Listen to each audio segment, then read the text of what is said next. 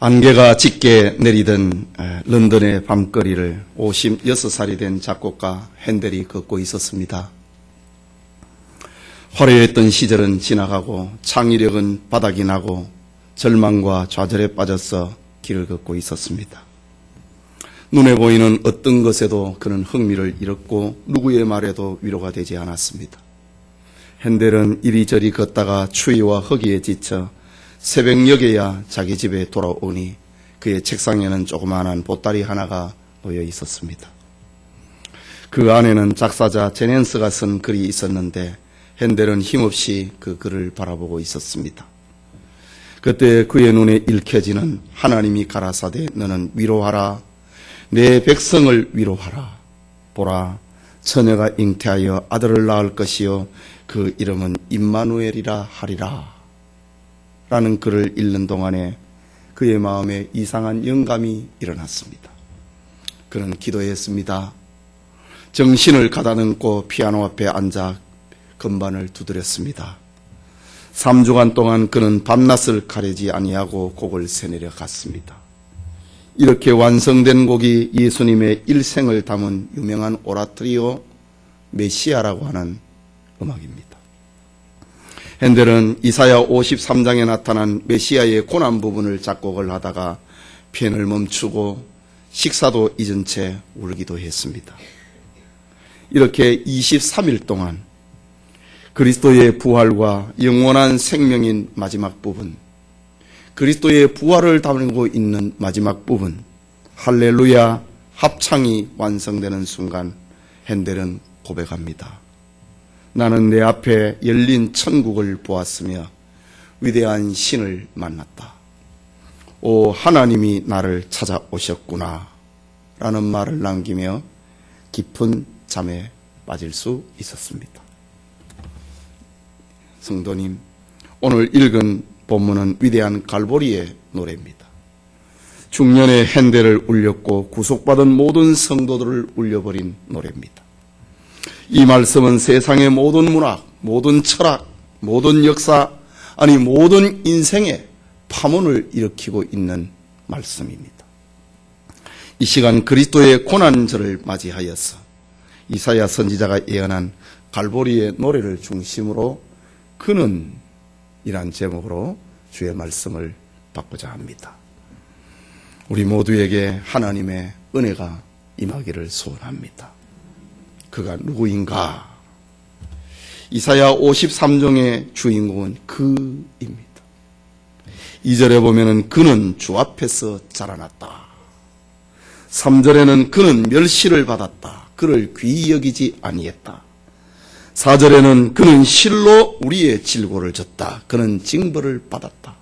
5절에 그가 찔림은, 그가 상함은, 그가 징계를 받음은, 그가 채찍에 맞음은 6절에는 우리 무리의 죄악을 그에게 담당시키셨도다. 7절에 그가 곤욕을 당했다. 그의 입을 열지 아니했다.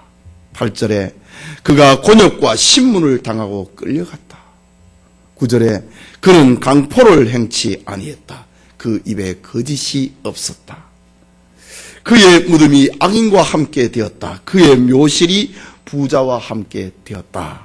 라고 합니다. 10절에는 여호와께서 그에게 상함을 받게 하였다. 그의 영혼을 속건 제물로 드렸다. 그가 그 시를 보게 되었다. 11절에 그가 자기 영혼에 수고한 것을 보았다. 12절에 그가 자기 영혼을 버려 그가 많은 사람의 죄를 담당하며 범죄자를 위하여 기도하였다 라고 합니다. 여러분, 이사야 53장에 숫자를 셀 수도 없을 정도로 반복적으로 나타나고 있는 그는 고난을 통해 죄인을 구원하시는 예수라고 하는 메시아를 가리키는 말입니다. 특별히 2절에 보면은 그는 주 앞에서 자라나기를 연한 순 같고 마른 땅에서 나온 뿌리 같아서 라고 합니다. 마른 땅에서 나온 뿌리였다 라고 합니다. 이것은 가뭄으로 죽어버린 고목에서 삐쳐나오고 있는 연약한 뿌리를 가리키는 말입니다. 그리스도는 위대한 역사적인 배경을 가지고 있는 나라에서 태어난 것이 아니라는 말입니다. 몰락해버린 유다의 다윗 왕조의 후손으로서 태어났습니다. 마른 땅에서 나온 뿌리와 같았다. 이제 말라버린 땅, 로마에 의해서 식민지가 되어버린 그 땅에서 나온 뿌리와 같았다. 당시 유다는 로마의 주권을 빼앗겨버렸고 그리스도께서 자라난 장소는 천박한 사람들의 동네였던 나사렛이라고 하는 동네입니다. 그래서 나사렛에서 무슨 선한 것이 나올 수 있느냐라고 말하기도 했습니다. 대제사장과 바리새인과 서기관들의 지적처럼 주님의 제자들은 학문 없는 무식한 갈릴리의 어부들이 주류를 이루고 있었습니다. 그야말로 마른 땅에서 나온 줄기와 같은 그의 출생이요 그의 시작입니다. 2절 후반부에 보면은 고운 모양도 없고 풍채도 없은즉 우리도 보기에 흠모할 만한 아름다운 것이 없었도다. 없도다 라고 합니다. 사람들은 육신의 안목과 육신의 정력과 안목의 정력으로 사람을 판단하고 사물을 평가합니다. 이런 기준으로 볼 때에 다윗의 혈통으로 이 땅에 오신 주님의 모습은 보잘것없는 용모 그 자체였습니다. 그의 가문이나 그가 가진 명예나 사회적인 신분에 장점이 없었습니다. 몰락한 유다의 가문이었으니까 말입니다. 넓은 의미로 볼 때 유대인들은 세상에서 매력이 없는 민족으로 정평이 나 있습니다. 오늘의 이슬람 사람들을 우리가 별로 안 좋아하듯이 유대인들도 별로 매력이 없습니다. 그들은 바벨론의 화려한 문명을 가진 것도 아니었고 그리스의 헬라와 그리스의 문화를 가진 것도 아니었고 로마의 법치를 가지고 있는 것도 아니었습니다. 그들은 단지 신앙만을 삶의 벗으로 삼는 백성이었습니다. 그러니 기독교는 세속의 인생들에게 있어서 걸림돌입니다. 부여와 명예와 욕망을 꿈꾸는 이들에게 기독교는 지금도, 그리스도는 지금도 흠모할 만한 아름다운 것이 없습니다. 오늘 여러분들은 그리스도를 얼마나 아름답게 여기고 교회를 얼마나 흠모하고 있습니까? 이 세상의 평가의 기준으로 꽉 차 있는 이들, 우리도 그를 귀히 여기지 아니했도다. 이사야의 고백 그대로 아니겠습니까? 그러나 건강한 자에게는 의사가 필요 없고 병든 자에게라야 의사가 필요하듯이 주님은 죄인에게는 구주가 되십니다. 인생의 길을 잃어버린 사람에게는 주님은 생명의 길이 되십니다. 사막에서 길을 잃어버린 사람에게 필요한 것은 물입니다. 기름진 음식이나 향기로운 향료는 길을 잃어버린 사막에 걷고 있는 사람들에게 그게 무슨 소용이 있습니까? 그리스도는 바로 죄악으로 죽어버린 인생들이 영생을 얻는 연한 순이요 마른 땅에서 나온 생명의 뿌리인 것입니다.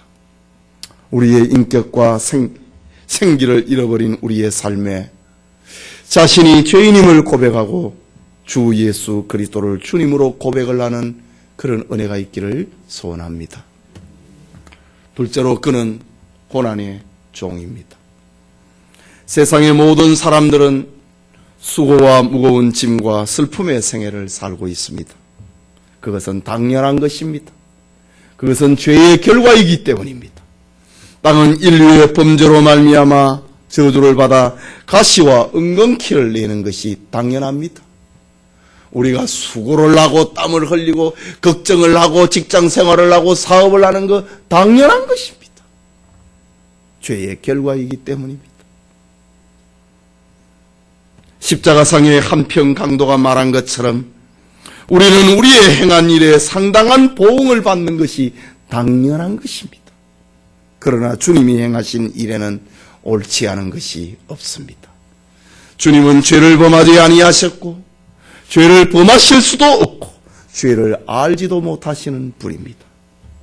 그럼에도 불구하고 주님의 무덤은 악인과 함께 되었고 우리의 대속을 위함이었던 것입니다. 로마서 4장 25절에 예수는 우리가 범죄한 것 때문에 내어줌이 되고 또한 우리를 의롭다 하시기 위하여 다시 살아나셨느니라 라고 했습니다. 그렇다면 이사야 선지자가 말하고 있는 그리스도의 고난은 어떤 것일까? 첫째는 그의 고난은 대신당하는 고난입니다. 4절에 보면은 그는 실로 우리의 질고를 지고 우리의 슬픔을 당하였거늘 이랍니다. 대신당했다 이거죠. 그는 우리의 질고 우리의 질병 때문에 우리의 슬픔을 대신 짊어지셨다는 말입니다. 5절에는 그가 찔림은 우리의 허물 때문이고 그가 상함은 우리의 죄악 때문이라. 그가 징계를 받음으로 우리는 평화를 누리고 그가 채찍에 맞음으로 우리는 나음을 받았도다. 대신당하는 고난이었습니다. 다시 말합니다. 우리는 다 양 같아서 그릇 행하여 각기 제 길로 가버린 죄인들입니다. 하나님을 떠난 불순종의 죄인입니다. 하나님 앞에 배신자고 배언자고 배반자입니다. 배역자의 길을 가버린 인생들입니다. 그런데 하나님께서는 우리 무리의 죄악을 그에게 담당시켰다. 우리를 쳐다보지 아니하고 우리를 쳐다보면 은혜가 안 되는 겁니다.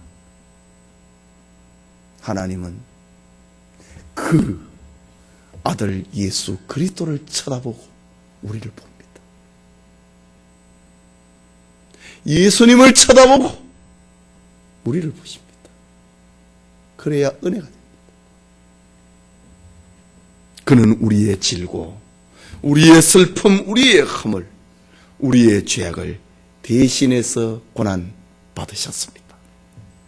또 그의 고난은 아픔의 내용을 가지고 있는 고난입니다. 말로만 하는 고난이 아니라 내용을 가지고 있는 고난이었습니다. 주님은 신적 권위를 가지고 있었으니 말씀으로도만으로도 우리를 구원하실 수 있는 분입니다. 그럼에도 불구하고 주님은 내용을 가진 고난을 담당하셨습니다. 5절에 그가 찔림은 우리의 허물을 인함이요 그가 상함은 우리의 죄악을 인함이라.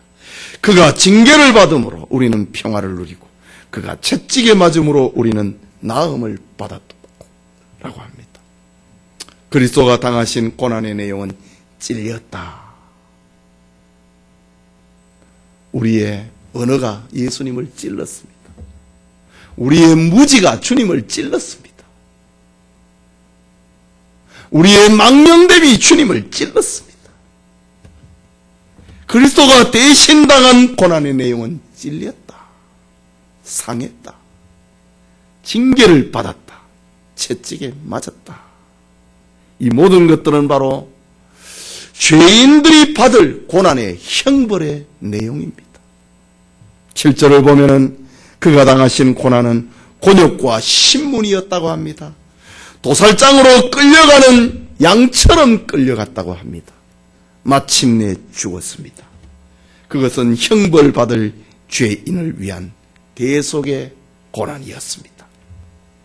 그래서 예수님께서는 마태복음 20장 28절에 인자가 온 것은 섬김을 받으려 함이 아니라 도리어 섬기려 하고 자기 목숨을 많은 사람의 대속물로 주려 함이니라고 했습니다. 바울은 디도서 2장 14절에 그가 우리를 대신하여 자신을 주심은 모든 불법에서 우리를 속량하시고 우리를 깨끗하게 하사 선한 일에 열심하는 자기 백성이 되게 하려 하심이니라 라고 했습니다. 계속되는 그의 고난은 침묵의 고난이었습니다. 7절에 보면은 그가 곤욕을 당하여 괴로울 때에도 그의 입을 열지 아니하였으며 마치 도수장으로 끌려가는 어린 양과 털 깎는 자 앞에서 잠잠한 양같이 그의 입을 열지 아니했다라고 합니다. 여러분, 왜 예수님이 고난을 받으실 때에 아무 말씀을 하지 않았을까? 빌라도의 신문이나 백성들의 아우성치는 고소 소리에 왜 예수님은 아무 말도 안 하고 계셨을까? 침묵하고 계셨던 이유가 무엇일까? 예수님의 침묵은 선지자적인 침묵이었습니다. 그는 앞날의 승리를 다 내다보고 계셨습니다. 저들이 알지 못하고 찌르고 괴롭히고 있는 그 장면을 알고 계셨습니다. 히브리서 12장 2절을 보면은 그는 그 앞에 있는 기쁨을 위하여 십자가를 참으사 부끄러움을 개의치 아니하시더니 하나님 보좌 우편에 앉으셨느니라. 지금 신문하고 있는 사람들, 욕을 하고 있는 사람들, 희롱하고 있는 이들, 채찍질하고 있는 이들, 저들의 앞날을 다 보고 계셨기 때문에, 알고 계셨기 때문에 주님은 선지자적인 침묵을 하셨던 겁니다. 또 예수님의 침묵을 가리켜 왕적인 침묵이라고 합니다. 예수님은 자신이 왕입니다. 만왕의 왕입니다. 만주의 주가 되십니다. 그는 빌라도 총독이 앞에서 내가 왕이라고 이야기를 하십니다. 그는 진리의 왕입니다. 이 일을 위하여서 자신이 왔노라고 말씀을 하셨습니다. 이런 그가 법정에서 침묵하고 계셨던 그것은 최후의 승리를 알고 계셨기 때문에, 최후의 왕적 승리를 알고 계셨기 때문에 그들과 변론을 하거나 다툴 이유가 없었던 것입니다. 예수님 자신이 왕입니다. 또 하나는 제사장적 침묵이라고 합니다. 제사장은 백성을 대신해서 제물을 번제단 위에 올려놓고 말없이 하나님의 응답을 기다리는 사람입니다. 십자가상의 주님은 자신이 하나님께 제물로 드려지는 시간입니다. 제물은 말이 없습니다. 그래야 온전한 제물이 되는 겁니다. 제물은 죽어야 제물이 됩니다. 하지만 그리스도의 침묵은 너무나 큰 고난이었습니다. 말을 해야 될 주님께서 주님을 알지도 못하는 누군가를 위해서 말을 하지 않는다고 하는 것은 고난 중에 고난입니다. 할 말을 안 하고 참는다고 하는 것이 얼마나 힘듭니까? 그리고 그의 고난은 목적이 있는 고난입니다. 10절에 보면은 여호와께서 그에게 상함을 받게 하시기를 원하사 질고를 당하게 하셨은즉 그의 영혼을 속건 제물로 드리기에 이르면 그가 실을 보게 되며 그의 날은 길 것이요 또 그의 손으로 여호와께서 기뻐하시는 뜻을 성취하리로다. 목적이 있는 고난이었다는 말입니다. 여기에 나온 상함, 그가 당하신 질고, 이것은 모두 그리스도의 십자가 죽음을 의미하고 있는 겁니다. 이사야 선지자는 십자가 고난을 가리켜서 속건 제물이라고 했습니다. 속건 제물이라고 하는 말은 범법자가 자기 죄가 발각이 되었을 때에 그 배상해야 될 금액을 말하는 겁니다. 그걸 속건 제물이라고 합니다. 배상물입니다. 그리스도의 죽음은 온 인류의 죄에 대한 배상물이었다. 속건 제물을 드리고 그 실을 얻었다. 자기 백성을 구원했다. 라는 말입니다. 예수 그리스도의 십자가 죽으심으로 죄인들이 얻을 구원을 가리키는 말입니다. 그리스도의 고난은 많은 사람을 의롭게 하는 택한 사람을 구원하시는 고난이었습니다. 그렇기 때문에 그리스도의 고난은 계획적인 고난이었고 필연적인 고난이었고 목적이 있는 고난이었고 하나님을 기쁘시게 하는 영광스러운 고난이었던 것입니다. 오늘 고난절에 예배드리는 성도 여러분, 사람 가운데 그 누구도 죄인을 대신해서 고난받을 수 있는 이가 없습니다. 사람 가운데 그 누구도 죄와 사망의 법에서 죄인 구원을 위한 목적적인 죽음을 감당할 수 있는 자가 없습니다. 이유는 모든 인생은 다 제각기 제 길로 가버렸기 때문입니다. 오직 우리 주 예수 그리스도만이 우리를 위해서 대신 죽으신 것입니다. 그가 말입니다. 이 위대한 사실을 가리켜 사도 요한은 하나님이 세상을 이처럼 사랑하사 독생자를 주셨다라고 합니다. 사랑은 여기 있으니 우리가 하나님을 사랑한 것이 아니요 하나님이 우리를 사랑하사 우리 죄를 속하기 위하여 화목제물로 그 아들을 보내셨습니다 라고 합니다. 오늘 이 사건은 죄인 구원은 인류를 향한 하나님의 최고의 사랑이었고 최선의 사랑이고 최귀의 사랑이고 그리고 최종의 마지막 사랑인 것입니다. 그리스도는 자기 목숨을 많은 사람의 대속물로 주기 위하여 그 얼굴이 상하였다. 그 몸이 찔렸다. 그가 징계를 받았다. 채찍에 맞았다. 곤욕과 신문을 당하였다. 끌려갔다. 마침내 산자의 땅에서 끊어져 버렸다.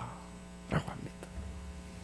19세기의 세계적인 설교자 스펄전은 오늘 이 이사야 53장 본문을 가리켜서 당신의 상처에서 흘려내리는 보혈을 내 믿음의 눈이 보았나니 구속의 사랑은 내 인생의 주제가 되리라.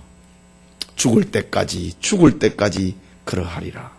오라 저 죄지은 영혼들이여 와서 비둘기처럼 앉을지어다.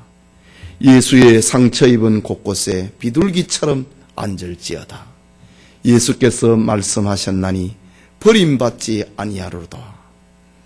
믿는 가운데 당신께로 오는 자마다 정녕 버림받지 아니하리로다. 라고 말을 남겼습니다.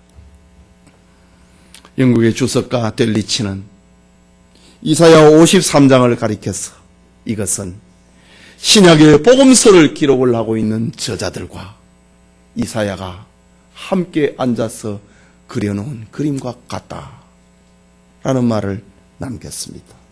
여러분, 고난절이 되면은 자칫 그리스도의 고난과 그의 참상만을 생각하고 감상적인 눈물을 흘릴 때가 있습니다. 우리가 무슨 영화를 보고 어떤 슬픈 사연을 보면은 그냥 눈물이 흘린 그 감상적인 눈물이거든요. 우리가 예수님의 십자가를 생각을 하고 감상적인 그런 눈물을 흘릴 수가 있습니다. 하지만 우리는 동정과 감상적인 차원을 넘어서서 우리의 신앙의 충격의 도전으로 다가와야 됩니다. 우리의 생활에 충격적인 도전으로 다가와야 하는 것입니다. 이것이 기독교의 생명성이고 기독교의 유일성이고 기독교의 절대성이기 때문입니다. 그리스도께서 십자가에 죽으신 이 고난절에 우리를 위해서 구원을 계획하신 하나님의 무한한 사랑에 감사하시기 바랍니다. 내 죄를 짊어지신 예수 그리스도의 고난 앞에 헌신과 충성을 다짐하시기를 바랍니다. 그리고 사랑의 줄로 이끄시는 성령의 역사 안에서 우리의 죄를 끊고 주님을 따라가기로 작정해야 할 것입니다. 이 은혜가 예배드리는 우리 영천의 모든 성도들에게 흔들리지 않는 터가 되고 가는 길이 되고 변할 수 없는 생명의 젖줄이 될 수 있기를 소원합니다.